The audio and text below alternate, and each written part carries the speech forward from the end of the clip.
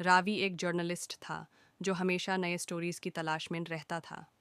एक दिन उसे एक पुरानी गली के बारे में पता चला। छोटी गली जहां आखिरी मकान में 20 साल से कोई नहीं रहता था। कहते हैं उस मकान में रहने वाले लोग एक एक करके गायब हो गए थे। रवि क्यूरियोसिटी से उस मकान तक गया।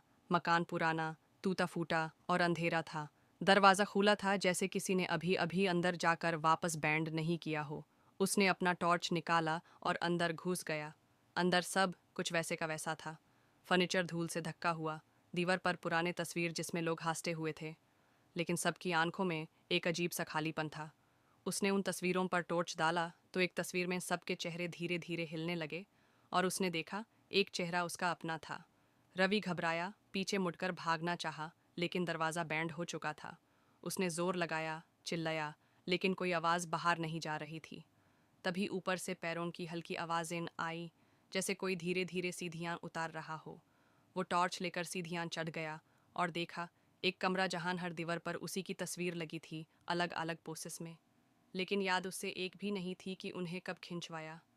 फिर एक आवाज़ आई, तुम आ गए हो, अब यहाँ से कभी नहीं जाओगे। एक शैडो उसके सामने आई जो धीरे धीरे उसका ही रूप लेने लगी।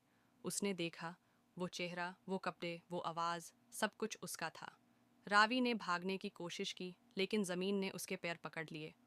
उसका चेहरा धीरे धीरे तस्वीर बन गया और उसके बाद उसकी यादों का वजूद उस घर में रह गया। अगले दिन एक और जर्नलिस्ट उसी गली में आया और देखा रवि की तस्वीर मकान के बाहर लटक रही थी। एक शब्द